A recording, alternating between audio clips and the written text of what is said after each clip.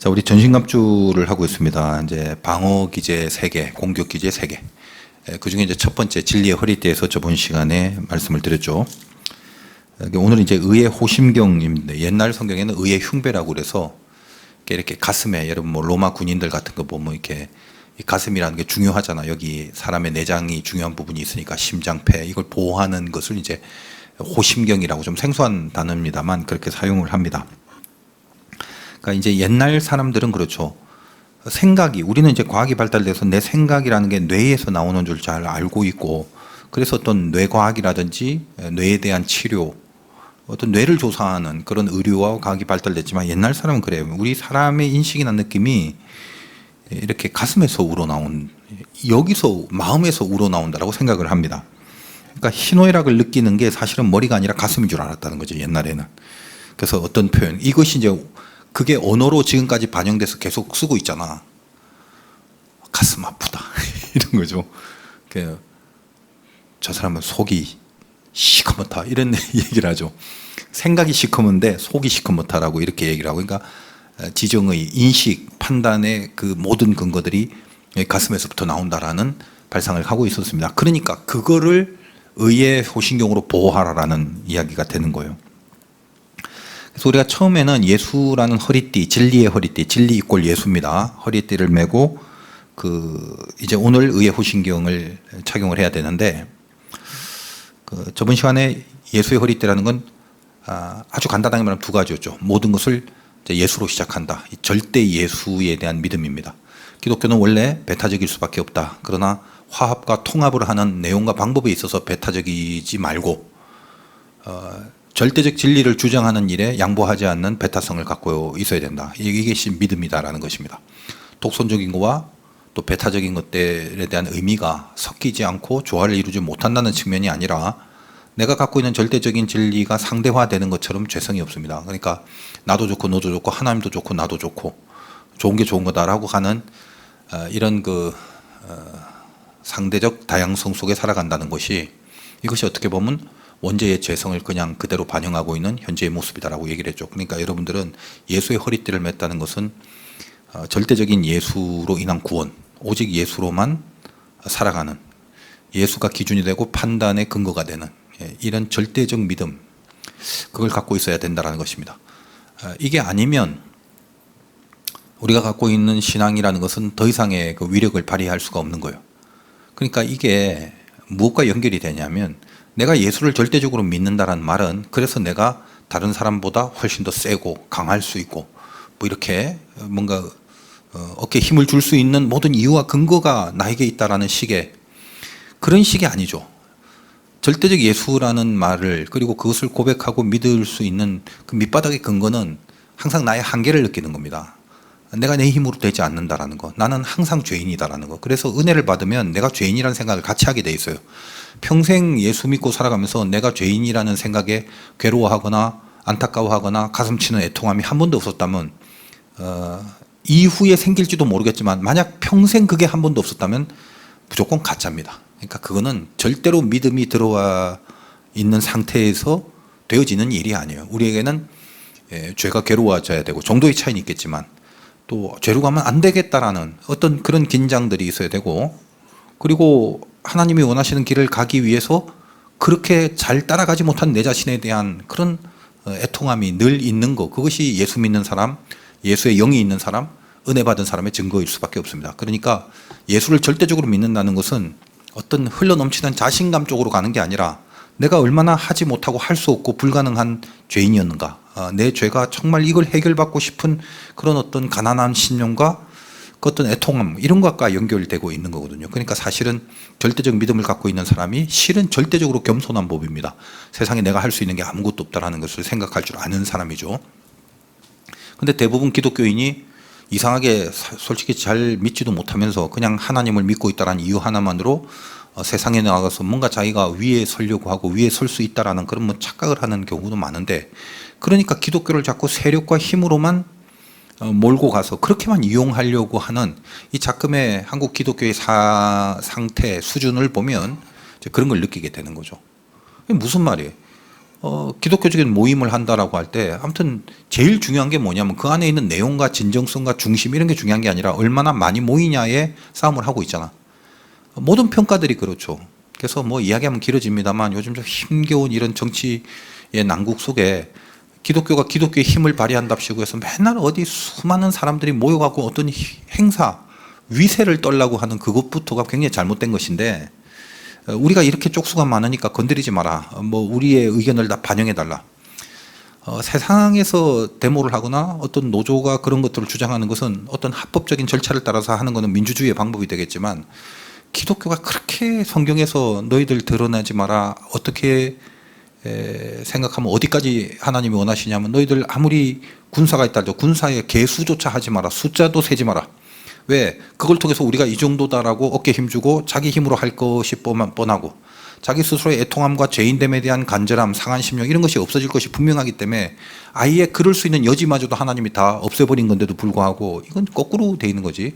어떻게 하면 더 커져 보일까? 더 많아 보일까? 더 세져 보일까? 여기에 모든 신앙의 중심과 목표를 갖고 있으니까 기독교는 타락할 수밖에 없습니다. 거기서 예수의 본질이 드러날 수밖에 없는 거죠. 그래서 예수의 허리띠를 맨다는 것은 어떤 의미에서 내가 예수를 절대로 생각하는가라는 것을 명심해야 되는 것입니다. 대부분 이단들이라는 게 그렇죠. 이단 중에 흉측한 이단, 봐줄 만한 이단이 있는데 흉측한 이단의 대표성은 전부 다 그 이단의 교주가 메시아로서 이 땅에 재림하고 있는 것입니다. 최근에 이제 우리가 알고 있는 신천지, 그 이만희가 메시아인 거고, 뭐죠 통일교 문선명이 메시아고, 뭐 박태선 그렇고, 뭐 JMS 뭐 이런 것들 전부 다 자기가 재림주이죠. 그러니까 그들의 이론 중에 뭐가 제일 빈 거냐면 예수의 절대성이 다 사라져 버리는 겁니다. 이단들이 예수를 인정하지 않는 게 아니에요. 다 인정해요. 예수를 어떻게 인정하냐면 메시아로 인정하고 하나님의 아들로 다 인정하고 예수님 따라요. 다. 이단들이 다 그래. 그럼 뭐가 다른데 그 절대성을 살짝 쳐버리는 거죠. 그러니까 오직 예수로 인한 구원인데 봐라. 예수님이 이 땅에 와서 하나님의 아들로 살아가는데 예수만 믿으면 되는데 유대인들이 자기를 위하여 온 예수님을 십자가에 못 박았다. 얼마나 어리석냐. 그것까지 맞지. 그러나 그 다음에 어떻게 얘기를 하냐면 그래서 저렇게 귀한 하나님의 아들을 못 박아 죽이다니 나는 이제 다시 그 영이 나에게 와서 재림을 했으니 나는 잘해야 돼. 니네들 혹시 나를 또다시 십자가에 못 박고 그러면 안 돼. 이제 나는 재림주니까 그 옛날 예수님이 못다 이룬 것을 이루러 왔다. 그러니까 옛날처럼 안 믿고 불신앙 속에 살아서 예수를 십자가에 못 박는 우를 범하지 말고 이제 재림주로 온 나를 잘 모셔서 이 땅에 하나님의 나라를 이루어야 한다. 이제 이런 식의 논리죠. 그럼 그 안에 뭐가 비어 있냐면 예수가 완전하지 못하다는 거예요. 예수의 십자가의 죽음이 우리를 온전히 구원하지 못했다라는 인간적 아쉬움에 호소를 하는 거죠. 여러분도 이제 그 감정이 있다 보니까 신앙과 신학적 진리적 어떤 이념은 뒤로 하고 그냥 감정이 앞서 버리잖아요. 기독교 영화 패션 오브 크라이스트라든지 뭐 십자가에 달려 돌아가신 예수님의 그 영화를 보면 거의 다 기독교인들 눈물 흘려요. 눈물 흘린다고. 근데 그거는 이제 눈물 많은 사람들은 꼭 예수님이 아니라 뭐 거기 뭐 송아지가 하나 매달려서 그렇게 채찍에 맞고 막 울며 음메 해도 눈물이 아마 날 거야. 그러니까 내 죄가 용서받았다는 것에 대하여 나오는 영적인 울음이 아니라 그냥 장면이 슬퍼서 울 수도 있거든. 그러니까 예수님이 죽었대. 진짜 우리가 그렇게 했네. 아유 슬퍼라. 이렇게 그냥 감정파리로 끝나는 거는 그것도 단계입니다. 그것도 필요한 단계지만 그걸로 끝나버리면 예수의 십자가의 진리는 아무것도 아닌 거지. 이단은 그런 걸 공략하는 거든. 봐. 이렇게 아프게 돌아가셨어. 맞아. 다음부터는 안 그래야겠다. 나한테는 잘해. 그러니까 예 알겠습니다. 이런 식으로 몰고 가지. 뭐가 빠져있다? 예수의 구원의 절대성. 오직 십자가의 사건으로 말미암아 우리의 죄를 다 용서받게 하신 그 복음의 완전함.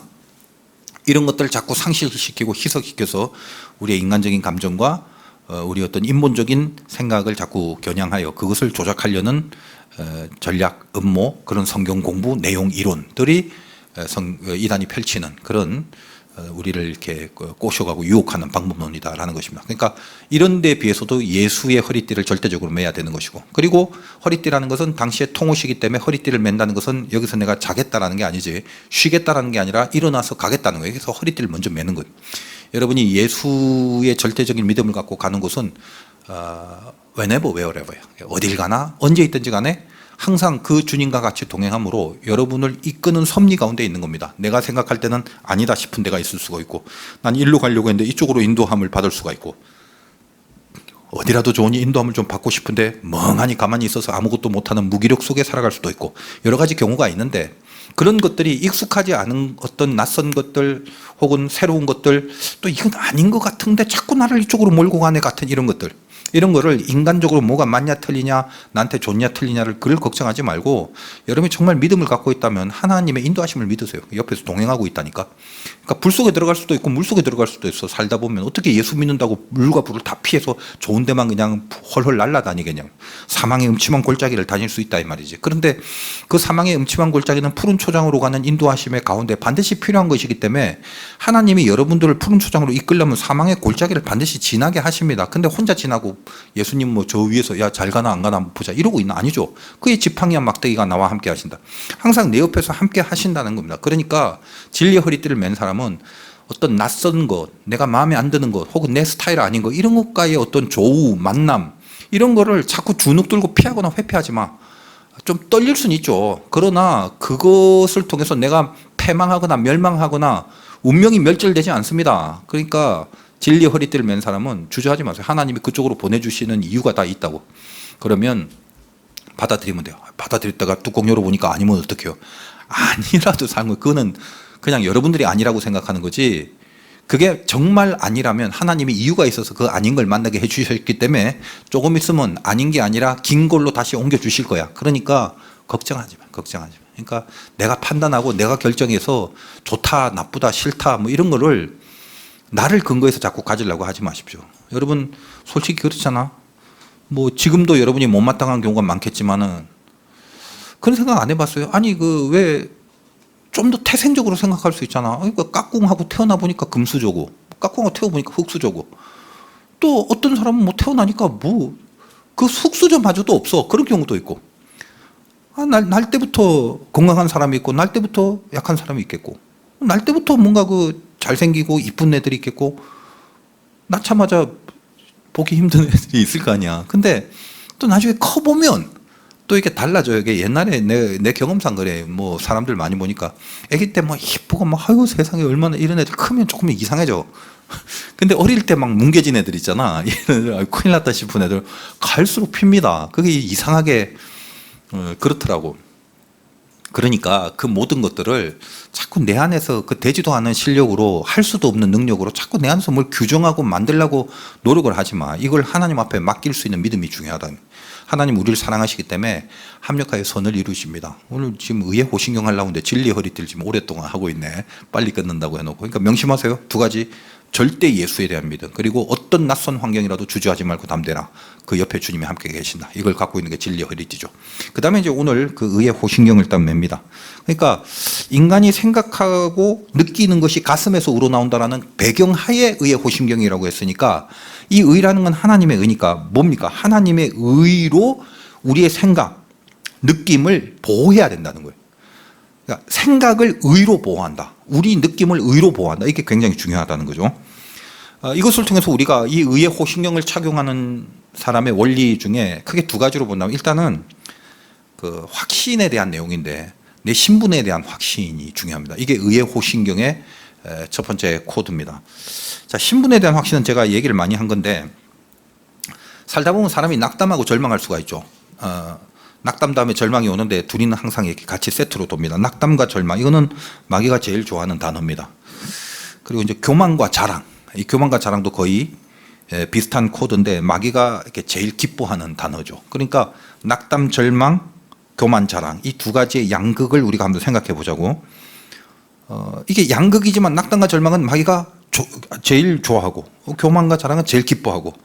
근데 이 왜 낙담과 절망을 느끼냐? 그거는 교만과 자랑의 경지로 가는 것과 원리가 밑에서 똑같아. 동전의 양면과 같다. 뭔데? 자기 자의 중심에 서 있을 때, 그러면 자기 자가 중심에 있을 때는 낙담과 절망으로 쉽게 가고 교만과 자랑으로 쉽게 간다라는 거예요. 마귀는 인간을 이 두 가지 중에 하나로만 몰아가면 됩니다. 왜 그럴까? 내 안에 그리스도를 죽여버리면 되잖아. 그러니까 네가 잘나서 교만으로 날아가든지 못났다고 낙담으로 떨어지든지 결국 둘 다 그리스도와 함께하는 운명이 아니라는 것에 대한 진단이기 때문에 이렇게만 만들면 돼. 그러니까 태생적으로 교만한 사람은 자꾸 교만을 부추겨서 교만하게 만들고, 그 아주 우울 기질로 태어난 애들이 있어. 그냥 날 때부터. 그러니까 얼굴이 나 태어나서부터 슬픈 애들이 있다. 그런 애들은 굉장히 쉽게 낙담 잘합니다. 뭐 별건 아닌데 막 절망하고, 이런 쪽은 마귀가 걔를 알아, 걔의 약점을. 그러니까 자꾸 별건 아닌 것 같고 낙담 절망으로 몰아넣고, 결국 그래서 뭐다, 이 강력한 자아를, 아주 시멘트처럼 굳건한 자랑의 자아와 낙담의 자아를 만들어버려서 정작 있어야 될 예수 그리스도의 생명력을 다 꺼트려버리는, 이게 마귀의 역할이다라는 것입니다. 그러면 우리가 이 마귀의 공격을 원천 봉쇄를 하려고 하면 이미 그렇게 되기 전에, 낙담과 절망으로 가거나 교만과 자랑으로 가기 전에 이 가운데서 우리 마음과 생각의 상태를 뭘로 보호하고 지켜야 되냐면, 이 보호할 수 있는 장치가 하나님의 의다라는 것입니다. 하나님의 의라는 게 뭐냐면 우리를 의롭게 만드신 그 하나님의 의죠. 그러니까 하나님의 의가 우리 가슴 속에 있다라는 것은 내가 의인의 신분이다라는 확신을, 이거를 절대로 잊어버리지 않는 것입니다. 근데 이제 여기가 참 애매하고도 중요하고도 어렵고 난해한 과정이 됩니다. 예를 들면 쉽게, 제가 어디 뭐 집회 가면 이런 질문을 잘 하는데, 여러분에게 구원이 확신이 있는지 뭐 그렇게 물어보는 목사님들 많잖아. 그 구원에 확신이 있는 사람 손 들어보려고 그러면 막 손 들고, 손 안 든 사람 막 꾸지람하고, 뭐 그래갖고 무슨 믿음이 있냐, 여긴 왜 나왔냐, 뭐 그러면서. 여러분한테 한번 물어보고 싶어요. 여러분의 구원에 확신이 있는지 발가락 한번 까딱까딱 해봐. 구원에 확신이 있는 사람. 내가 구원에 확신이 있는 사람은 다른 말로 이렇게 해야 돼. 너는 의인이냐 죄인이냐고 물어봤을 때 당연히 의인이라고 얘기를 해야 돼. 왜냐하면 죄인이라면 구원 못 받은 거예요. 근데 의인은 죄를 극복하거나 죄를 씻김 받거나 죄에서부터 해결함을 받았기 때문에 의인이라고 말하는 거거든. 그러니까 의인 이꼴 구원이 되는 거지. 구원 이꼴 천국이 되는 거고. 그러니까 여러분에게 구원 받았냐, 혹은 천국을 갈 수 있냐, 내지는 의인이냐, 이 다 같은 말이에요. 그랬을 때 여러분의 대답이 어떻게 해야 되냐면, 자, 의인입니까 죄인입니까 한번 손 들어보세요. 그럼 여러분 지금 발가락 한번 까딱해보라고. 몇 명이 발가락 깔딱깔딱한지 모르겠지만, 하나 둘 셋, 나 이게 왜 다 느껴지지? 누구는 발가락을 그냥 간지르고만 있는 사람이 있는데, 이게 이제 중요해요. 그러니까 지금 이제 잘 생각을 해야 돼요. 늘 제가 말씀드렸지, 여러분이 저 예수를 믿는다면, 그럼 믿음이 뭐냐? 믿는다면 때 믿음이 뭐냐? 애매해요. 그 믿는다는 건 내가 알고, 내가 알기 전에 하나님이 알고, 옆 사람은 이렇게 보면 굉장히 이 사람 잘 믿는 것 같지 하나도 안 믿을 수가 있다니까. 그리고 이 사람은 하나도 안 믿는 것 같지 근데 진짜로 잘 믿을 수가 있다 이 말이에요. 그거는 누구만 아냐? 하나님이 제일 잘 아시죠. 그리고 그 다음에 자기 자신이 알아요. 내가 진짜니 가짜인지. 근데 또 어떤 경우에는 자기 스스로도 속는 경우가 많아갖고, 요즘 참 이 동네에 뿐만 아니라 이 나라의 이 시대가 어수선하다 보니까 참 희한한 종자들 많아요. 그러니까 이성적으로 도대체 납득과 설명이 안 되는 종자들도 너무 많아서 내가 그런 것까지 진단은 못해. 그러니까 정상이어야 진단을 하지, 정상이 아닌 사람이 많은데 내가 이걸 어떻게 진단하겠어. 그냥 비정상의 부류인데. 그러니까 그거 빼고 정상 안에서 예수를 믿냐 안 믿냐에 대한 것은 일단 하나님이 알고 자기 자신이 사실은 잘 안다. 물론 자기 자신보다 하나님의 진단과 평가가 최후의 심판과 또 구원가 아닌가를 결정하는 기준이 되겠죠.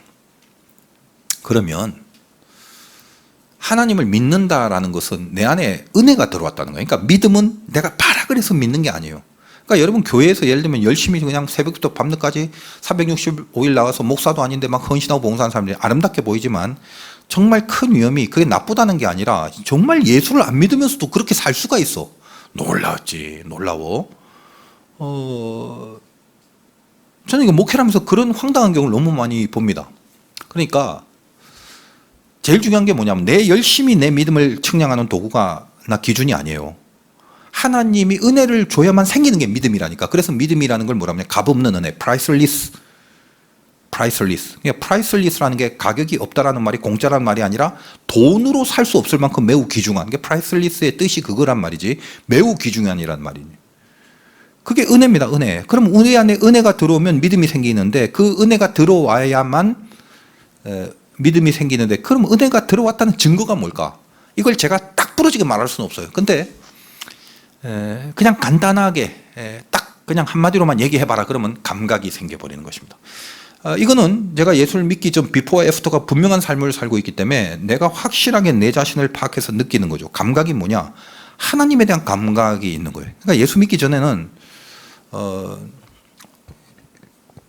여러분이 뭐 저를 목사니까 굉장히 신앙 좋은 인생으로 이렇게 여기고 이렇게 바라볼 수 있겠지만 나는 예수 믿기 전에는 교회 다니는 거 굉장히 싫어했고 하나님이 없다라고 생각했고 교회 다니는 아이들 보면 굉장히 이상하게 화가 났어요.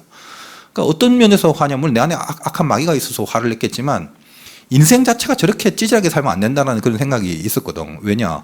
왜 없는 하나님을 만들어갖고 네 연약함을 없는 하나님을 자꾸 만들어내갖고 그걸로 네가 열심히 하고 노력을 해야지 어디서 신을 빌미로 하여서 대강 너의 연약함을 핑계대고 살라고 하냐 이런 주의였다라는 거지. 그리고 내 주변에 보면 교회 다니는 애들이 하나같이 보면 뭔가 이렇게 좀 마음에 안 들었어요. 뭐 이상하게 덜 떨어진 애들이 많았고 그랬었단 말이지. 우리 사촌 형 한 명 빼고 다른 거의 대부분의 친구들은 다 그래서 별로 마음에 안 들었는데 그러니까 저는 무슨 생각을 했냐. 제일 똑똑한 사람은 안 들키고 죄를 짓는 사람이다. 난 이 생각을 하고 있었어요. 그러니까 엄청나게 죄를 지고 사기를 쳐서 남들 열심히 일해서 10만 원 벌 때 사기치고 속이고 어떻게든 죄를 져갖고 100만 원을 한 방에 버린 사람이 훨씬 똑똑한 사람이라고 생각을 했다고. 여러분들은 옛날부터 신앙생활 했든지 아무튼 지금 신앙이 좋아서 그런 생각 안 했지 몰라도 저는 그래요. 예수 안 믿는 사람이면 나같이 생각하는 게 정상이야. 그리고 뭐다? 안 들키면 된다는 거죠. 그러니까 안 들킬 정도로 스마트하게 사기를 치고 죄를 져서 남들보다 훨씬 더 큰 효력을 발휘하는 인생을 사는 게 스마트한 게 아닌가 이런 생각을 한 거지. 그러니까 법에 안 들키면 되는 거야. 법에 안 걸리면 되는 거지. 그러니까 양심이라는 게 분명히 있긴 있지만 이 양심을 넘어서는 그 뭔가의 욕심과 탐욕과 그런 것들이 인생을 지배하는 게 이게 죄인 되는 삶이거든. 그러니까 제일 두려운 게 뭐냐면 법이 두렵고 들킬까 두렵고 경찰 보면 두렵고 그런 거잖아. 그러니까 뭐 음주 해본 사람이 여러분 없겠지만 음주를 하면은 운전이 안 되는 게 아니라 경찰이 두려워지는 거지. 왜냐면 내가 죄를 졌기 때문에. 내가 그런 적이 한 번 있었어. 솔직히 내가 뭐 목회를 하다 보면 이런 경우 저런 경우를 다 겪어야 되기 때문에 무면허 시절에 운전을 한 적이 있는데 그러니까 나는 면허가 없이도 이상하게 운전을 좀 잘했어. 그러니까 면허를 아직 덜 탄 상태인데 이러면 안 되는데 목회를 하다 보면 그때 이래저래 어쨌든 그런 경우가 있어요. 근데 우리 지금 장모님이 집에서 포도주를 담궜다고 우리 장로님인데 저혈압이 있어갖고 포도주를 이제 뭐 성취할 때 담아요. 그래서 그걸 조금 맛을 봤는데 내가 술을 하나도 못하니까 나는 이렇게 뭐 조금 한 모금만 먹으면 이렇게 벌게 주고 막 그런 게 있거든. 그래서 뭐 그냥 하나 주니까 뭐 그냥 이렇게 맛만 살짝 봤는데 또 이제 그런 상태로 이제 얼굴이 약간 벌개지는 조금만 먹어도 티가 나니까 거기다가 라이센스가 없이 차를 몰고 왔는데 그 앞에 경찰이 뭐 단속을 하는 거예요. 근데 이게 막 그때부터 후두두두두 떨리고 막 그때는 옛날에는 오토가 아니라 클러치까지 같이 밟았어요. 이게 클러치를 떼면서 이걸 밟아야 되는데 이게 달달달달달 떨리니까 막 시동이 쿵둥쿵둥 하면서 이게 왜 그럴까? 운전을 못해서 아니요. 나 웬만한 면허 있는 사람보다 운전 훨씬 잘해. 근데 왜 그래? 나는 운전할 수 있는 자격이 안 되는 거지. 그러니까 내가 그때 느낀 게 그래요. 아, 이게 라이센스라는 게 이런 게 중요하다. 신분이라는 게 얼마나 중요하냐. 사실 여러분 장롱면허 얼마나 많아요. 이 중에도 있을걸. 면허 따놓은 지 벌써 몇 년 됐는데 차는 하나도 못 모는 거. 근데 경찰이 적어도 무섭진 않잖아. 밖에 나가서. 외려 막 빨리 달리는 차나 옆에 차나 뒤에 차나 이런 게 겁나지. 경찰이 무섭진 않잖아. 그러니까 경찰이 무섭지. 그걸 막 단속하는데 그게 너무 힘들더라고. 그런 것처럼 내가 예수를 믿기 전에는 법이라는 거 그게 제일 두려웠고 양심을 떠나서 법에 안 걸리면 되는데 법에 걸리면 큰일이다 라는 생각이 기준이 되어 왔는데 내가 예수를 믿고 나니까 갑자기 이 자리에 내 모든 인생과 이 가치관의 판단의 기준에 예수 그리스도가 즉 하나님이 들어와 버리는 거야. 그래서 그 순간 뭘 느끼냐. 이 짓을 하면 하나님이 싫어하실 건데 이게 두려워지는 거지. 이거는 나에겐 있을 수 없는 감각이에요. 우리는 예수 믿기 때문에 이게 굉장히 자연스러운 감각 같지만 저에겐 처음 느끼는 그날 첫 제가 늘 얘기합니다만 교회를 갔다가 예배 마치고 집에 오는 길이 너무 힘들었어요. 왜냐하면 법에 저촉되는 게 아니라 하나님 앞에 저촉되는 생각, 마음 수준 이런 게 한 발 한 발 뛸 때마다 느껴지니까 이러면 안 돼. 이 생각하면 안 돼. 이거 쳐다보면 안 되지. 나 왜 자꾸 이런 마음을 품지. 이런 고민을 하면서 집에 와서 탈진이 돼버렸다니까. 그때 제 첫 경험. 예수 믿는 거 진짜 힘들구나. 저같이 잘 믿으려고 하는 사람이 세상에 그렇게 많지 않아요. 근데 그때는 제가 시작할 때부터 진짜 철저하게 나는 예수를 믿으려고 했고 그럴 수밖에 없는 어떤 인생의 배경과 어떤 계기가 있었고 그랬기 때문에 그런 건데, 그러니까 제가 느끼는 건 뭐냐면 내 안에 감각이라는 게 이런 없던 감각이 생겼다. 신앙생활 잘하고 100% 어떤 율법과 하나님의 말씀을 어기지 않고 잘 지킨다는 게 아니야. 그 전에 수준, 아직 실력이 무르익기 전에 내 수준이라는 게 뭐냐면 하나님에 대한 감각, 하나님 살아계시기 때문에 그분을 의식하기 시작하더라는 거예요. 그러니까 여러분도 지금 제가 조금 마음 좀 놓으라고 안심을 하라는 쪽으로 좀 말씀을 드리는 취지가 더 강한데, 여러분이 하나님을 의식한다면 조금이라도 10번 중에 한두 번이라도 좋아. 진짜 믿음이 약한 사람은 혹시 하나님이 싫어하실, 혹시 하나님 앞에 벌 받지 않, 요 생각이 있는 사람은 제가 장단컨대 말씀드립니다. 이거는 돈으로 살 수 있는 감각이 아니에요. 여러분 안에 은혜가 들어갔고 여러분은 믿음의 출발을 한 것이고 의인의 시작을 한 것입니다. 그러니까 이미 그 은혜를 받은 사람은 이게 별거 아닌 것 같지만, 이 은혜를 못 받은 사람은 돈 주고도 살 수 없는 감각이라니까. 그러니까 이것이 의인의 시작이니까 여러분은 참 아직은 수준이 안 되고 실력이 안 되지만 적어도 신분에 있어서는 내가 장롱면허라도 나는 하나님에 대한 의식이 있네. 이거 은혜 받은 거네. 하나님 나에게 주신 믿음의 증명이네. 고로 나는 뭐다? 의인이다 라는 것에 동의를 해야 됩니다. 단 그냥 또 의인이다 해버리면 솔직히 좀 염치 없잖아, 그지? 그러니까 앞에 단서를 좀 붙여주면 돼. 민망하지만 의인입니다, 이렇게. 그러니까 여러분이 의인입니까 죄입니까 물으면 다 자신 있게 의인입니다 하면 돼. 그리고 속으로 고개 잠깐 숙이고 민망합니다, 송구스럽습니다, 염치는 없습니다, 그런데도 뭐요? 의인입니다, 요거예요. 이게 우리의 신분의 확신이 돼야 된다는, 아무것도 안 믿으면서 그러란 말이 아니야. 방금 내가 말한 이 감각이 들어온 자에 한해서 그게 뭐다? 우리의 의의 호심경의 가장 중요한 내용이 되는 것입니다. 왜 그걸 가져야 되나? 여러분 한번 찾아볼까요? 로마서 찾기 쉬운데 로마서 3장입니다.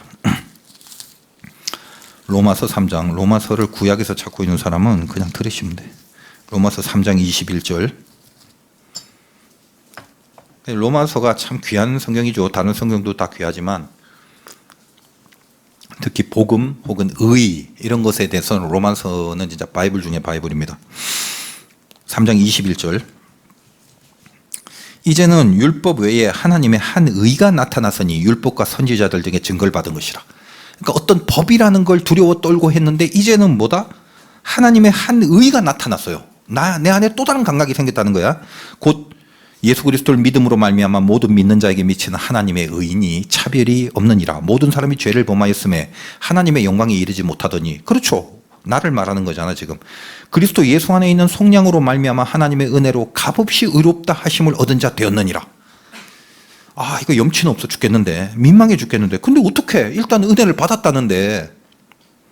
이 예수를 하나님이 그의 피로서 믿음으로 말미암는 화목제물로 세우셨으니 이는 하나님께서 길이 참으시는 중에 전에 지은 죄를 간과하심으로 자기의 의로우심을 나타내려 하심이니, 곧 이때에 자기의 의로우심을 나타내사 자기도 의로우시며 또한 예수 믿는 자를 의롭다 하려 하심이라.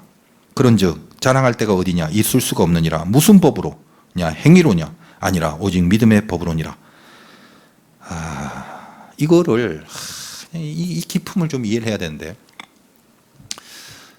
제가 은혜를 받아서 복음을 받아들이고 예수를 믿었지만 참 긴 시간 동안 이 복음의 내용이 내 이성으로 이렇게 납득이 잘 안 됐어요. 그러니까 쉽게 말하면 이런 거야. 여러분 죄를 지었어요. 죽을 수밖에 없어. 이 죄를 용서를 받아야 된다. 용서받는 방법이 뭐냐면 내가 채찍에 맞았으면 좋겠는데 내가 깜빵에 가서 쇠고랑을 차고 그렇게 어떤 그 고통과 벌을 좀 받았으면 좋겠는데, 그게 아니라 저 2000년 전에 중동지방에 어떤 한 분이 와서 하나님의 아들 한 분이 온 인류의 죄를 대신해서 혼자 찔리고 뜯기고 맞고 채찍에 막 십자가에 달려 돌아가셨대, 피를 흘려. 그러면서 내 죄가 용서받았다는 거야. 이게 이성적으로 납득이 돼요? 이거는 믿는다는 게 더 이상한 거야 사실은. 근데 믿겨지는 거야. 이게 신비죠. 난 내가 이걸 믿을 거라고는 꿈에도 상상을 못해서. 근데 지금 누가 뭐래도 믿고 있어요. 물론 굳이 조금 설득을 하자면 그것 말고는 방법이 없더라는 걸 알았기 때문에. 내가 내 죄를 용서받을 방법이 없다니까. 그러니까 오늘 여기도 그렇죠. 마지막이 뭐죠? 하나님의 은혜로 값없이 의롭다함을 받았고 그분이 우리 피로서 그를 제물 삼아서 우리를 용서했다. 이게 뭘 말합니까? 아이고 참, 그지? 내가 10만 원을 빚을 졌는데 10만 원이 아니라 만 원을 빚졌는데 10,000원을 갚을, 10,000원이 뭐야? 1,000원도 못 갚아 지금. 100원도 없어. 그럼 불가능이지. 근데 누군가가 나를 위해서 대신 돈을 내주고 나를 탕감해 준 거다 이 말이에요. 그러니까 뭐가 중요하냐면 나는 아무것도 안 해도 제가 갚아주더래가 중요한 게 아니라 나는 아무것도 할 수 없는 존재라는 것을 그걸 인식하는 게 첫 번째 단계더라는 거예요. 그래서 나로서는 방법이 없는 거예요. 죽을 수밖에 없는 거죠. 그러니 그래 놓고 구원을 받았으니 오늘 마지막이 아까 뭐죠? 그런즉 뭐다? 자랑할 데가 어디냐? 있을 수 없느니라. 내가 은혜로 구원을 받았지만 아싸 하나님이 나에게 은혜를 줘서 나는 선택받은 사람이 됐어. 난 이제 죽어서 천국 가. 나는 구원받았대. 어디다 대고 자랑을 하냐 이 말이에요. 정말 이 은혜를 알면 알수록 인생을 살아가면서 정말 겸허하고 낮은 자세로 나 같은 사람이 의인이라니 그 민망함과 그 염치 없음과 송구스러움이 너무 커서 그러나 그럼에도 불구하고 의인의 자리가 포기가 되지 않는 하나님이 주신 선물이기에 그럼 나는 그 다음에 어떻게 살아야 될 거라는 게 명확하게 보이지 않냐 이 말이에요. 정말 이 복음에 붙들리면 가만히 있어도 의인시켜졌으니 아싸 이제 마음대로 살자 이따구로 갈 거야? 이런 사람은 적어도 이 복음의 가치를 모르거나 이 복음에 적용이 안 되는 사람이지. 정말 값없는 은혜를 받았다면 앞으로 남은 것은 분발밖에 없으며 어금니를 깨물고서라도 반드시 십자가의 길을 가겠다라는 다짐들이 계속적으로 일어나는 방향으로 내가 인생을 살아갈 수밖에 없는 겁니다. 이 스탠스가 생기게 되는 거예요. 그러니까 이 신분에 대한 확신이 이런 의미에서 얼마나 정확한지를 알아야 됩니다. 그럼 여러분 뭐다? 분발이고 노력이죠. 언제까지? 죽을 때까지 해야 됩니다. 언제 완성되나요? 완성 안 될 확률이 높습니다. 그러나 죽는 그 순간까지 완성되는 방향으로 내 몸을 틀고 있는 것이 확인이 되면 돼. 그게 중요한 거지. 여러분 면허증이 있어도 면허 못한 사람이 가만히 냅두면은 그것처럼 안타깝고 억울한 게 어디 있어. 그러니까 빨리 지금 혹시 면허 있는 사람은 어디 가서 쏘카라도 빌려서 동인천이 좀 복잡하니까 여기는 하여튼 인천. 그건 뭐 화물차들이 그냥 동서남북에 너무 많으니까 이상 초보 운전은 좀 안 돼요. 그런데 어쨌든 밤에 어디 한갓집 데 가서라도 자꾸 훈련을 해. 연습을 하고 주저하지 말고. 아깝잖아 그거. 그거 따놓으면 뭐하냐. 그런 연습이 중요합니다. 그런 자세가 있느냐가 중요한 거지. 아우 땄네. 나는 실력 안 되는데 뭐 그래도 어때. 탁 쳐박아 놓는 순간 장롱이 되는. 여러분의 신앙과 믿음이 장롱이 되어서는 안 되는 거죠. 그러니까 이 신분에 분명한 확신이 있으면 그다음부터 추진하고 분발해야 될 자세와 행위들이 나타나기 시작합니다. 그것을 하나씩 계획하고 생각하고 마련해서 요거보단 요렇게 해보자. 지금까지는 요랬는데 요걸 하나 더 해보자. 혹은 이런 식으로 해보자 라고 이렇게 자꾸 조금씩 하나님 앞에 실력을 다져가는 분발의 계획들을 세우게 된다는 겁니다. 여러분 목사도 전문직인데 갑자기 내가 어느 날 안수를 쫙 받고 나서 목사로서 모든 걸 다 할 수 있었을 것 같아? 뭐 막 세례도 주고 막 선창도 하고 설교도 하고 성경도 막 뭐 강해를 하고 뭐 기도도 하고 뭐 능력도 나타나고 뭐 이런 갑자기 되지 않습니다. 지금도 한없이 모자라지만 적어도 뭐다? 이 라이센스를 갖고 이 신분을 갖고 마땅히 가야 될 쪽을 향하고 있어야 되는 거죠. 근데 뭐 목사뿐인가? 여러분 뭐 전문직도 마찬가지죠. 뭐 의사도 마찬가지. 얼마나 귀중해. 의사가 뭐 사람 고치는 사람이 얼마나 중요합니까? 근데 제가 이제 목사 초창기에는 이제 군목을 하잖아. 여러분 남자들 군대 갔다 온 사람도 있겠지만 군대도 이제 군의관 의사가 처음 돼갖고 아무것도 없을 때 아무것도 실력도 없을 때 군대 와서 의사입니다. 군대는 아무것도 없으니까 뭐 선배나 뭐 이런 게 있냐. 군대라는 게 엉성하잖아. 그러니까 군에서 군목이면 아주 목사 중에 최고의 목사입니다. 민간인이 아니기 때문에 그 안에서는. 군대에서 군의관으로 처음 들어가면 아무것도 몰라도 이 사람이 거의 뭐 썰전이에요. 아무튼 최고의 그 기술을 갖고 있는 의사가 됩니다. 그러니까 군인들은 뭐 다치거나 아프면 어디 딴 데는 안 가고 전부 다 군대에 있는 의무관을 찾아오는데 그 군대 의무관이 뭐 한 번도 수술도 안 해본 사람이고 뭐 잘 몰라요. 근데 그 어쩔 수 없잖아. 그 젊을 때. 옛날에 내 그 얘기 한번 했는지 모르겠네. 그 병장 한 아이가 막 매점에서 육군은 이제 PX라고 그러는데 공군은 이제 BX라고 그런 거 제가 다 까먹었는데 병장이 목사님 기도 좀 해줘. 왜? 그랬더니 치질 수술해야 된다고 그 제대하기 전에 갔다 와라 그랬더니 한동안 안 보이더라고. 군대 병원에 갔다 오지. 그리고 왔는데 애가 좀 이상해서 그래서 잘 했냐 그랬더니 갔다 왔더니 더 심해졌는데 또 화장실에 가면은 좀 더러운 말이지만 그 손으로 집어넣어야 된대. 그 수술. 아니 수술했는데 왜 그런 식으로 됐냐 그랬더니 내가 너무 웃겼는데 반신마취를 했대요. 그걸 반신마취를 왜 하는지 모르겠는데 근데 뒤에 엎드려 있는데 뭔가 삭삭 소리가 자꾸 들려서 한번 이상해서 이렇게 쳐다봤더니 군의관이 책을 보면서 하더래. 그 수술을. 그러니까 나는 그게 이해가 되는 게 왜냐하면 아무도 몰라요. 그렇다고 탓할 수가 없어. 모든 시작이 다 그렇게 되는 거야. 다 시작이. 그리고 또 약간 계급에 따라 다르지. 제가 알고 있는 선배 목사가 이제 맹장 수술을 했어요. 군에서. 거기 어디인지 지금 옛날에 영등포에서 지금 일산인가 어느 쪽으로 옮겼는데 통합병원에 가서. 근데 거기에 이 선배는 이제 장교고 한 명은 또 그냥 사병입니다. 둘이 이제 입원을 해 있는데 둘 다 맹장염 수술하고 이제 잠깐 그 입원을 했어. 그 선배가 맹장 수술한 군의관은 그 군의관 초년생이 아니라 이제 용관급 되는 꽤 그 실력이 있는 오래된 이제 군의관이니까 딱 보면 아주 살짝 아주 깔끔하게 이렇게 선이 가 있더라고 보여주는데 술을 굉장히 잘한 거지. 근데 똑같은 맹장인데 옆에 있는 병장은 그 거의 이렇게 할복한 것처럼 이쪽 허리에서 저쪽 허리까지 이렇게 쫙 다. 그러니까 이해는 돼요. 잘 못하고 초년생이니까 그럴 수도 있지만 또 이제 군대라는 거 우리 남자들 알지만 그지. 우리는 또 마루타 역할도 하잖아. 그러니까 거기 가서 맹장 수술 하나 하는데 뭐 내장 다 드러내고 이리저리 조사도 하고 연구도 하고 또 뭐 공부도 하고 아마 그랬을 거야. 어쨌든 간에 살아 있는 것만 해도 이제 감사하다고 생각을 해야 되지. 우리 모두가 다 그렇습니다. 처음 시작이라는 것은 사실 불안전할 수밖에 없습니다. 그러나 지금 내가 어떤 자세로 어떤 방향이 있는가 이런 게 굉장히 중요하고 여기에 힘이 될 수 있는 게 내가 의인이라는 신분. 하나님이 나에게 값없는 은혜를 줘서 나는 지금 의인으로 하나님이 인정해 주시고 의인으로 여겨 주신다는 거예요. 이게 굉장히 중요하다는 것입니다. 의인의 신분을 확신하라는 의미가 다시 한번 말씀드리면 조심하세요. 난 합격이야. 가만히 있어도 나는 되는 거야. 더 이상 할 게 없네. 절대 그런 거 아니라고 그랬죠. 그렇다면 의인이 될 은혜를 받은 자가 아닙니다. 무엇으로 증명이 되느냐? 이거는 이론으로 시시비비를 따지는 게 아니야. 그냥 내 가슴으로 증명될 수 있는 뿐입니다. 내가 은혜 받았다는 걸. 뭐죠? 나 같은 사람을 합격시킨 하나님 앞에서 더 이상 내가 절망과 낙담으로 산다는 건 말이 안 되는 거예요. 그리고 나 같은 사람을 합격시키고 의인이라고 생긴 하나님 앞에서 내가 뭘 잘났다고 교만과 자랑으로 살아간다는 것도 있을 수 없는 일이지. 절망과 낙담도 극복하고 교만과 자랑도 극복한 상태에서 거기서 하나님의 의로운 사람을 살아가는 게 이게 중요하다는 것입니다.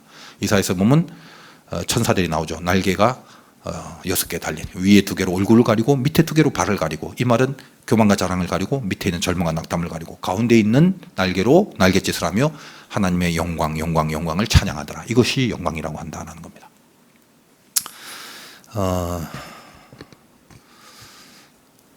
제가 워낙 이성적이기 때문에 고등학교 때 처음 예수를 믿고 나서 믿음은 생겼어. 근데 확실한 뭔가가 자꾸 필요한 거예요. 뭔가 끝을 내야 되고 싶은 하나님이 살아계시면 이게 이렇게 되는 게 아니거든. 하나님이 없다라고 생각을 했는데 하나님이 만약에 살아있다면 지금 내가 산다는 것 자체가 뿌리채부터 송두리째 받게 될 거 아니에요. 안 그래? 그러니까 이게 모태신앙들은 옛날부터 그냥 습관처럼 교회를 왔다 갔다 하니까 뭔가 이 생사를 걸고 운명을 걸 만한 어떤 신앙의 비중이 별로 없어요. 늘 다녀왔던 걸 해왔던 걸 그대로니까 그게 그런갑다 하는데 나같이 이렇게 생자로 바깥에 있다가 그리고 또 제일 혐오하고 극혐하는 이 세계로 들어오기까지에는 뭔가 뭘 걸만한 그런 그 근거가 없으면 안 되지. 그래서 믿음은 생겼는데 자꾸 이걸 확인하고 싶은 거예요. 그리고 어렸을 때 일이지만 나는 하나님 말 믿으면 정말 하나님이 살아계시면 어떤 힘든 문제라도 하나님이 다 해결해 주실 줄 알았는데 의외로 해결이 잘 안 돼. 계속 지리멸렬하고 기나긴 시간 고통과 아픔은 가중되고 그렇지만 신앙을 포기할 수 없어. 왜? 이건 하나님이 주신 거기 때문에 인간적인 생각으로는 금방 포기하고 싶어도 포기도 힘들어요. 여러분 살다 보면 여러분 믿음 갖고 있는 믿음을 가지는 게 힘들 것 같지만 믿음이 생겨진 사람은 믿음 버리는 게 더 힘들다니까. 그러니까 여러분 지금 그냥 모르겠다 그냥 신앙생활 잘하기도 힘든데 삐뚤어질 거야. 그리고 마음껏 한번 죄짓고 살아봐야지 하면서 밖에 나가서 한번 죄짓고 살아보세요. 그게 평생 가는지 오래 가는지. 또 확인해 보라니까 또 내 말 믿고 또 열심히 확인하지만 확인하다가 여러분 살다 보면 뭐가 자꾸 하나씩 부러지기 시작할 것입니다. 이리저리 하나 두 개 세 개씩 자꾸만 부러지고 도무지 죄를 지을 수 없는 상태까지도 하나님이 만들지도 몰라. 왜냐하면 하나님은 포기하지 않으십니다. 어쨌든 간에 버릴 수는 없지. 근데 왜 현실에 해결이 안 되나? 그러나 믿음은 있다. 이 갈등 속에서 늘 이렇게 하나님 앞에 제가 요구한 게, 하나님, 내가 믿을 때 확실하게 믿고 싶은데, 분명히 지금 믿고 있습니다만, 여기에 마지막 임팩트를 한번 심어달라. 그러니까 당신의 뭐 증거를 한번 보여달라. 뭐 음성을 한번 들려달라. 살아계시면 진짜 하나님은 뭐 보면 죽는다는 말 어디서 성경에 들어갔고, 감히 내가 배알할 수는 없는 거지만, 한번 하나님이 살아계시면 소리를 들려달라고 그렇게 기도를 했습니다. 그리고 그 기도한 그날이 아주 저에게는 어떤 큰 그 고통과 고난 가운데 있을 때 어떤 엄청난 그 힘든 자극이 있었던 그런 날이고, 정말 울면서 기도를 했던 것 같아요. 근데 그게 제 인생의 처음에 이제 저희 체험이 되죠. 하나님의 사운드를 듣습니다. 예전에도 이제 이런 얘기 많이 했는데, 저는 세월이 지난 지금도 모든 것이 다 떨어져 나가고 희미해질 때도 결국 그 음성이 늘 생각이 나요. 그게 나의 평생을 지탱해 준 말씀이었는데, 눈물을 막 흘리면서 이렇게 누워 있었는데, 이제 11시 여기에서 1시 방향 천장에서 소리가 들립니다. 이건 꿈도 아니고, 난 또 워낙 이성적인 사람인지라 그런 뭐 환상, 환청 같은 거 그런 거 잘 이해도 안 하고 그것도 동의하지 않습니다. 그리고 그 누워 있는 것이 내가 누워 있는 그 방의 천장이고 방인데, 갑자기 뭔가 다른 세계로 내가 들어가는 느낌. 근데 공간은 똑같아, 보이는 게. 그리고 1시 방향에서 네가 무엇을 하려느냐, 이 음성이 이제 딱 들리는 거죠. 그 인자함, 그 성대묘사를 좀 하고 싶은데, 하여간 제일 톤이 좋은 약간의 중저음의 그런 그 소리였는데, 듣자마자 제가 무슨 생각을 했냐면, 이거는 내가 인생에 처음 듣는 소리잖아. 이게 내가 지금 심신이 박학하여 환청과 내지는 내가 만들어낸 소리일 수도 있다. 고로 하나님, 만약 이게 진짜 하나님의 살아계셔서 나에게 주시는 증명이라면 요 말씀을 토시 하나 틀리지 않게 그대로 다시 한번 들려달라, 이렇게 기도를 했죠. 그렇게 기도를 하자마자 다시 너는 네가 무엇을 하려느냐, 네가 무엇을 하려냐, 이 말씀이 됩니다. 이건 제가 부인이 안 되는 거예요. 그러니까 아무리 이성적으로 냉철하게 뭘 따지고 비판을 잘하는 나라도 그 현장과 경험 앞에서 내가 어쩔 수 없는. 그래서 그날 무릎을 꿇고 인생에서 아무튼 첫 번째로 가장 그 간절한 모든 것을 다 바치는 그런 기도를 했습니다. 그때 기도한 내용들은 제가 생각 안 나지만 하나님 앞에서 잘 보이고 싶은 모든 기도는 다 있어. 그래서 뭐 인생을 바치겠다, 목숨을 바치겠다, 별의별 기도를 아마 다 한 것 같아. 그래서 목사가 됐나? 하여간 그건 잘 모르겠지만 그때는 그 기도를 할 수밖에 없었습니다. 그리고 세상이 달라져 보이는 거지. 밖에 나오면 나무가 달라지고 새가 달라지고 버스 소리가 달라지고, 뭐 그렇게 뭔가 이제 하늘을 나는 듯한, 거의 그 하나님의 세계 속에서 살아가는 뭐 그런 사람. 앞으로는 죄를 안 지을 것 같았어. 절대로 이제 하나님 싫어하는 건 안 할 줄 알았는데, 뭐 인간이 그렇지 않아요. 얼마 못 가요 그게. 가면 또 희미해지고 또 희미해지고. 그러나 그 경험이 계속 반추하게 되는 거지. 그때 하나님의 살아계심에 대해서 가장 힘들 때는 항상 그 소리가 생각납니다. 근데 이게 그냥 하나님의 사운드를 스테레오로 같이 이렇게 사운드를 들었다는 게 중요한 게 아니라, 이 소리가 나한테 주는 의미가 의인의 신분으로 살아가는 데 있어서 굉장히 중요한 역할들을 많이 하더라는 거예요. 그러니까 처음에는 기도하면서 은근히 속에서 좋았어요. 그리고 그 짧은 문장을 내 나름대로 해석을 하잖아. 그러니까 자기가 좋아하고 자기가 원하는 대로 해석을 하는데, 사람 천재잖아. 네가 무엇을 하려느냐, 거기 어디다 악센트를 주면 무엇을에 악센트를 주는 거죠. 그러니까 무슨 말이냐면, 네가 무엇을 하려느냐, 너 뭐든지 해, 내가 다 해줄게, 이런 느낌으로. 그러니까 나는 뭐든지 하나님이 해도 다 해주는 사람이다. 그걸 마음속으로 근거로 삼고 그렇게 계속 기도를 하고, 하나님, 이제 하나님 얘기했으니까 끝났다. 그러니까 사람이 점점 어떻게 된다? 교만과 자랑으로 이렇게 가더라는 거예요. 왜? 쥐뿔 아무것도 없어도, 아니 하나님 그랬잖아요, 나 들었잖아요, 뭐 네가 무엇을 하려느냐, 그러니까 뭐든지 해도 된다, 뭐 이런 거 아니겠습니까? 이렇게. 그러니까 내 안에 어떤 신앙적 깊이가 없을 때는 그렇게 되더라는 것입니다. 근데 이제 세월이 많이, 정말 많이 지나서 목회를 한 이후에 제가 그 메시지의 또 다른 측면을 발견해요. 액센트를 무엇을이 아니라 너는에 두는 거예요. 너는, 이렇게. 그럼 무슨 의미가 되면, 네 같은 게 뭘 하려느냐, 이렇게 되는 거예요. 저는 큰 깨달음을 얻었습니다. 그래, 내가 하는 게 아니구나. 근데 나는 지금까지 무엇을에만 집중을 했지, 그 처음 들었던 음성이 너는의 비중이 있었다는 걸 내가 놓치고 살았구나. 너 같은 게 뭘 하냐. 그렇습니다. 하나님, 난 아무것도 할 수 없습니다. 그래서 뭐 하나님만 의지하고 하나님 앞에만 나가는, 그분에게 붙들리는 것밖에 없습니다. 이것이 인생입니다. 이렇게 바뀌더라는 거예요. 그래서 교만과 자랑으로 가다가 다시 빠꾸. 그러나 낙담과 절망으로 떨어지지 않죠. 왜? 그러면 결국 나 같은 것이 아무것도 못하는 거지만 하나님이 그런 나에게 말씀하시고 그래서 나와 함께 하신다는 것에 대해서 나는 낙담과 절망할 이유가 없다라는 결론에 다다르게 된 거죠. 그러니까 여러분도 삶을 살아가는 게 이게 항상 낙담과 절망, 교만과 자랑을 잘 여러분이 파악을 해야 되고, 내가 지금 어떤 상태에 있는지, 이쪽으로 치우칠 거거나 밑으로 내려갈 거나를 여러분 수준에서 잘 잡아서 여기에 뭐다 의의 호심경이 가슴속에 있어야 됩니다. 내 가슴에 하나님의 의인이라는. 잘 보십시오. 의인이라고 하면 그 다음부터 뭘 해야 되는지가 다 나오잖아. 이 신분에 대한 확신이 있고 난 다음에 그 다음에 연결되는 것이 하나 더 본다면 이제 기도에 대한 확신이 되는 겁니다. 여러분, 믿어야 될 많은 내용들 중에 믿음의 내용 중에 기도를 믿어야 되는데, 의외로 예수 믿는 사람은 기도 안 믿는다. 하라니까 하고 어떤 습관처럼 하기도 하고, 그리고 아주 죽을 정도 돼야 다른 걸 못하니까 기도하고, 끼케야 이 정도인데, 여러분 기도를 믿으셔야 돼요. 기도는 신비합니다. 기도를 믿으셔야 돼요. 그러니까 정말 하나님 앞에 잘 쓰임받고 믿음의 길 잘 간 사람들의 간증들을 보면요, 항상 그 기도의 응답이라는 게 있어요. 그래서 응답받는 기도 뭐 이런 거 책들이 많이 나오는데, 그것도 뭔가 이렇게 주술적인 책들이 많아서 그것도 문제인데, 그러니까 어떻게 해야지 응답을 받을까라는 무슨 방법론에 대해서 뭐 여러 가지 그 이야기를 합니다.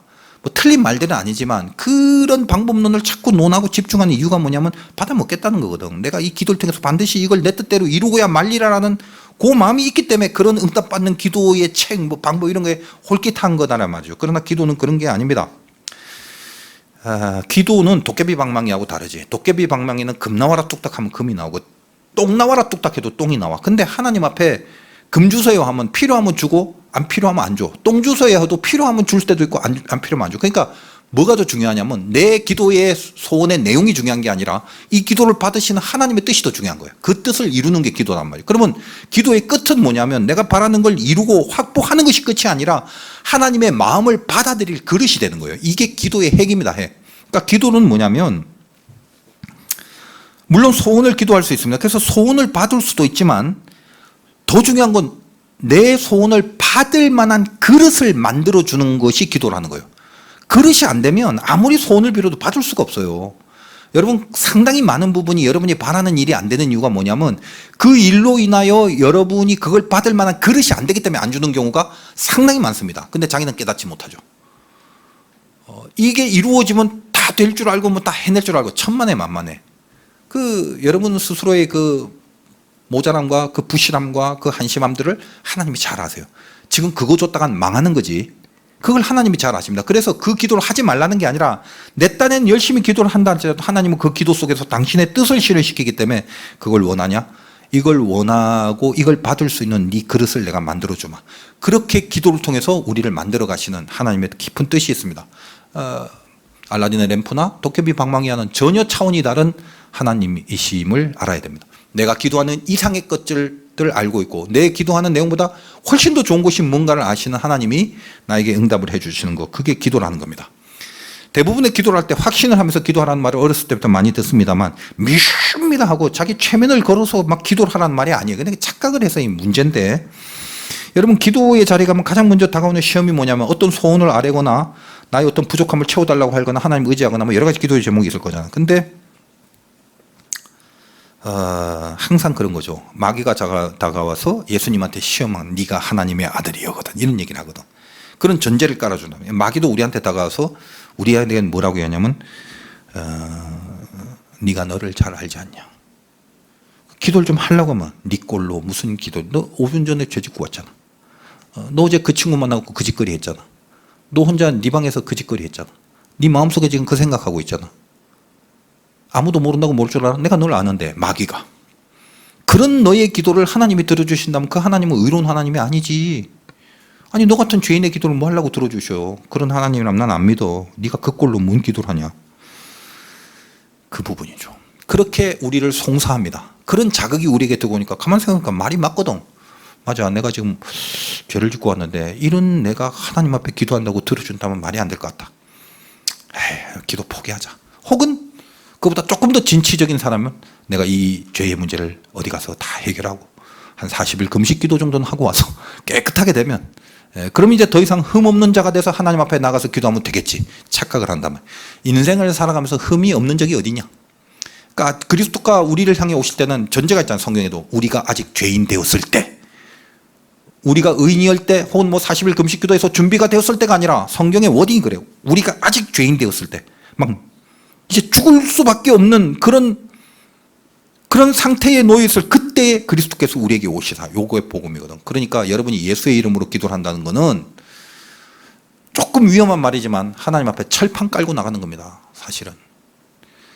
아까도 신분에 대해서 염치 없지만 송구스럽지만 이것이 깔려 있듯이. 왜? 바락이잖아. 잘하고 싶은 간절함. 이게 하나님 앞에 어필이 되는 거잖아. 그러니까 하나님, 내가 지금 이 기도를 할 수준 안 됩니다. 실력 안 돼요. 죄짓고 온 거 맞아요. 그러나 하나님, 내가 하나님밖에 없습니다. 그리고 내 꼴이 이 모양인데도 불구하고 내 기도를 들으시는 하나님이 기도를 들으시기 위하여 내 꼴이 이렇기 때문에 당신의 아들을 이 땅에 보내시고 나를 위하여 피 흘려 죽게 하심으로 내가 주님의 이름을 갖고 기도할 때는 내 꼴이라도 하나님께서 기도를 들으시려고 내 꼴임을 알기에 주님을 보내주셨습니다. 그래서 나는 예수의 이름으로 기도를 합니다.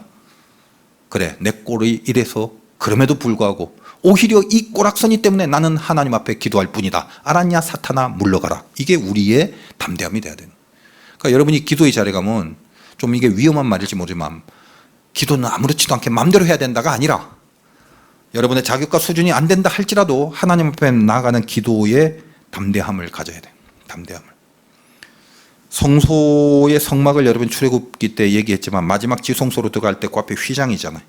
휘장이 커튼인데 예수님이 돌아가시는 날 그 휘장이 밑에서 쭉 찢어야 우리의 생각으로는 내가 커튼 찢으면 어디 위에서 찢지 밑에서 찢지. 근데 성경은 뭐다? 휘장이 정확하게 표현 위에서부터 아래로 찢어진다. 무슨 말이에요?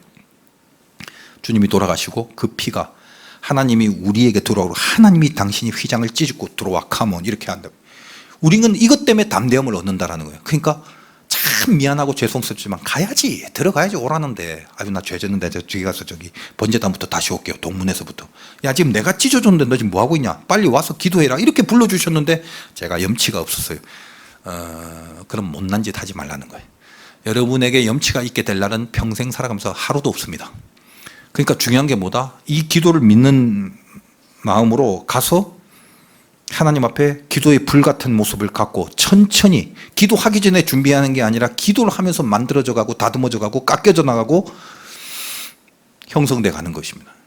그리고 그 기도는 하나님이 무조건 들어주시니까 여러분이 조금 제가 위험한 말이기도 하지만 무슨 의미인지는 여러분이 알겠죠. 마음껏 기도하셔. 그리고 여러분이 했던 기도는 방금 전에 죄를 졌다 할지라도 여러분이 하는 기도를 하나님이 들어주신다는, 여러분이 주님 하면 귀를 기울이시고 여러분에게 다가오십니다. 그 기도에 확신을 가지셔야 돼요. 오늘 의의 호신경 메고 내가 의인이라는 신분과 내 기도에 얼마나 담대함과 자신과 확신이 있어야 되는지를 여러분 느끼셨다면 하나님의 의로 칭함받은 여러분의 인생 믿음으로 잘 살아낼 수 있는 힘들이 생겨지시길 주님의 이름으로 축원드립니다.